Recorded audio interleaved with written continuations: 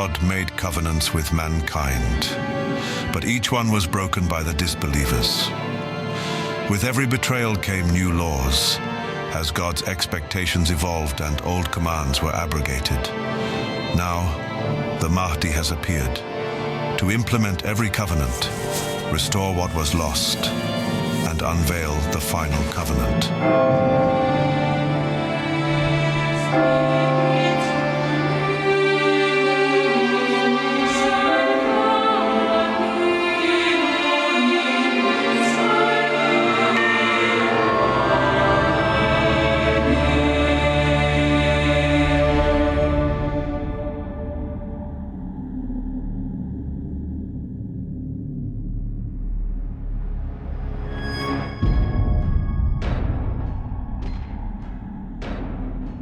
In the book, The Divine Jurisprudence, the riser, the Mahdi Aba Al-Sadiq, states that the mission of the riser from the family of Muhammad is to implement the laws of the previous covenants.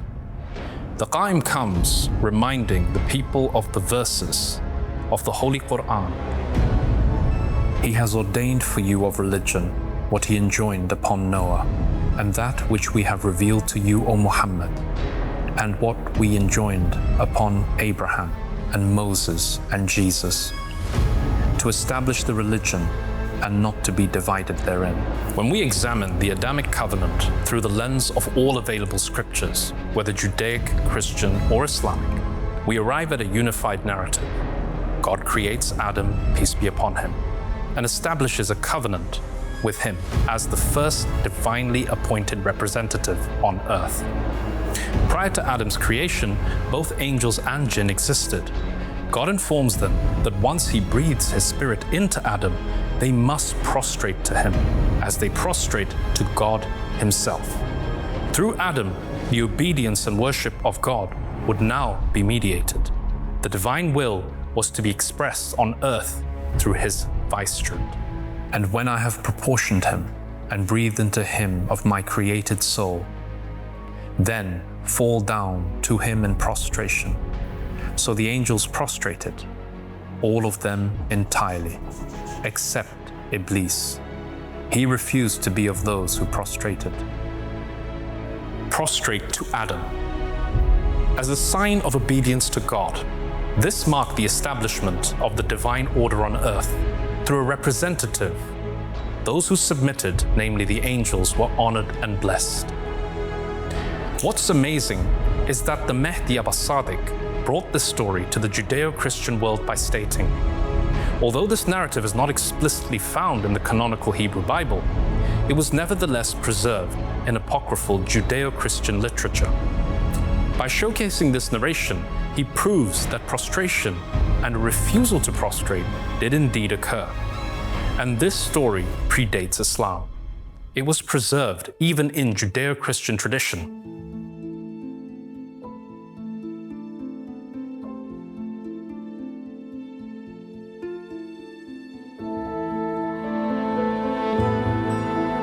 In the life of Adam and Eve, an ancient apocryphal manuscript, Satan recounts, O Adam, all my hostility, envy, and sorrow is for thee, since it is for thee that I have been expelled from my glory, which I possessed in the heavens in the midst of the angels, when God blew into thee the breath of life. Then he called me and said, worship the image of God the Lord. And I answered, I will not worship an inferior and younger being. I am his senior in the creation. Before he was made, was I already made. It is his duty to worship me. When the angels who were under me heard this, they refused to worship him. And God the Lord was wrath with me and banished me and my angels from our glory. And on thy account were we expelled from our abodes into this world and hurled on the earth. We were grieved when we saw thee in such joy and luxury. And with guile I cheated thy wife, and cause thee to be expelled through her doing from thy joy and luxury, as I have been driven out of my glory. When Adam heard the devil say this, he cried out and wept.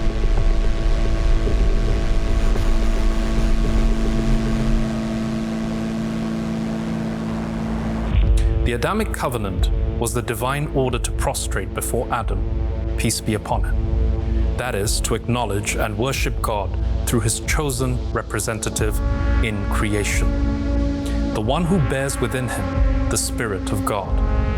As Aba Al-Sadiq writes, this initial commandment is the foundation of all divine covenants that followed. It sets a precedent. Obedience to God is fulfilled through obedience to his appointed vicegerent on earth. God demanded this obedience from the people towards his prophets, Adam, Noah, Moses, Jesus, and Muhammad, peace be upon them all. As the Quran declares, and we did not send any messenger except to be obeyed by permission of Allah. So if you want to know your today, you must know your yesterday. This beginning shows how severe it is to reject the first commandment. Satan's refusal stemmed from pride and arrogance, which led to his banishment from God. And if you do the same with the Adam of your time, then you are the Satan of your time.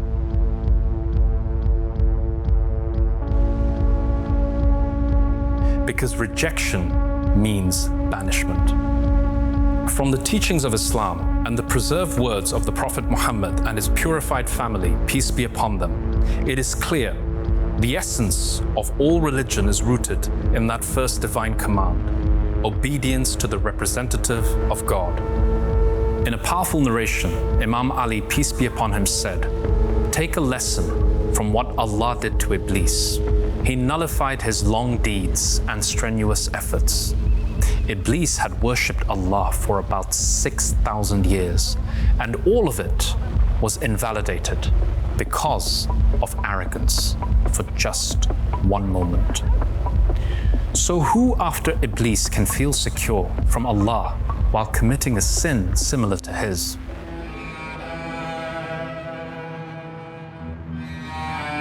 Allah the Glorified would never admit into paradise a human being for an act by which he expelled an angel. Indeed, his judgment is one and the same for the inhabitants of the heavens and the earth.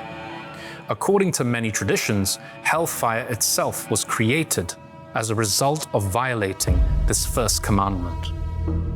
If humanity had upheld obedience to the representative of God in every era, hell would not have been necessary.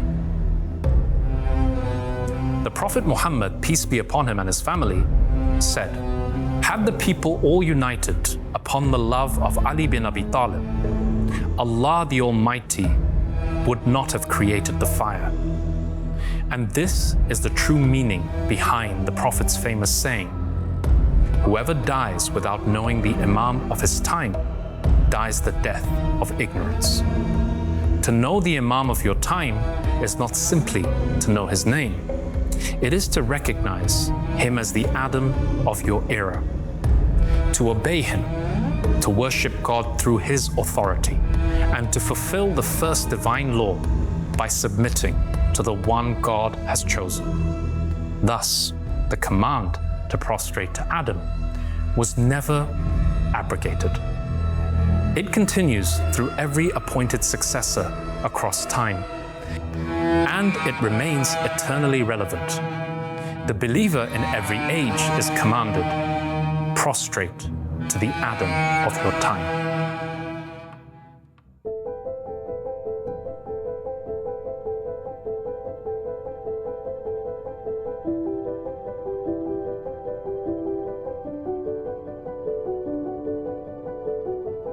And so, after the first commandment, obedience to the representative of God, comes the second, be fruitful and multiply.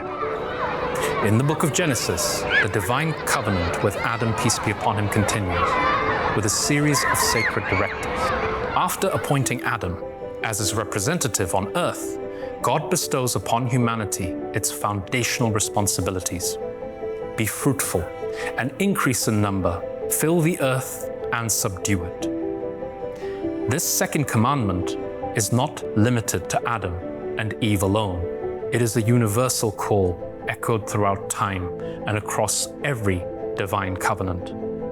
Marriage, procreation, and the establishment of families are the foundations upon which humanity is built, seen in the lives and teachings of Noah, Abraham, Moses, Jesus, and Muhammad, peace be upon them all.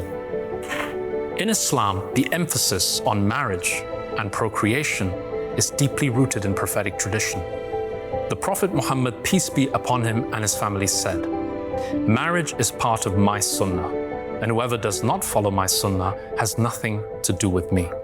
These narrations reinforce that marriage is not merely a social contract, but a sacred act, a fulfillment of the divine covenant that began with Adam.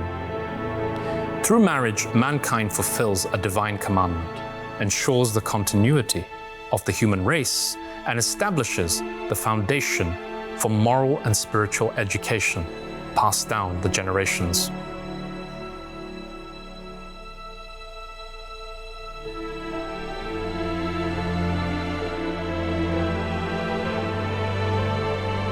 The third command follows closely.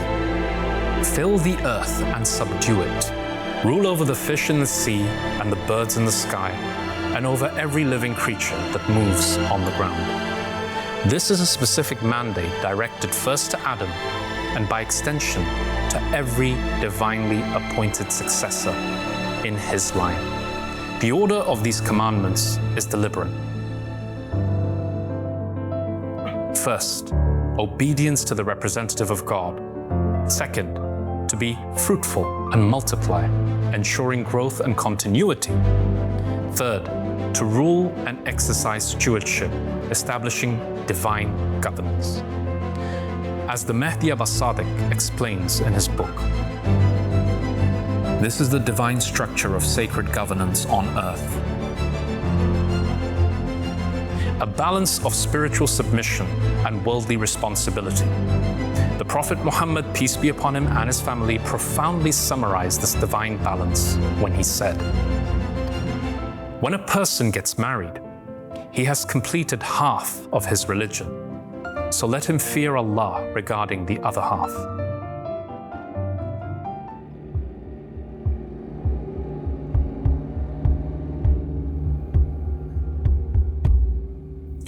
But the more challenging half of religion is not marriage, it is obedience. Obedience to the Adam of one's time. Submission to the Imam appointed by God. Recognizing him as the veil of God on earth and worshipping the divine through him. This submission is both physical and spiritual. A prostration of the body, but more importantly, a prostration of the heart. Satan's goal has always been to strip the Adam of the time, God's representative on earth, of his rightful kingship. He is content to see people perform rituals as long as they reject divine authority. This is powerfully illustrated in a narration from Salman al-Farsi about the events at Saqifa.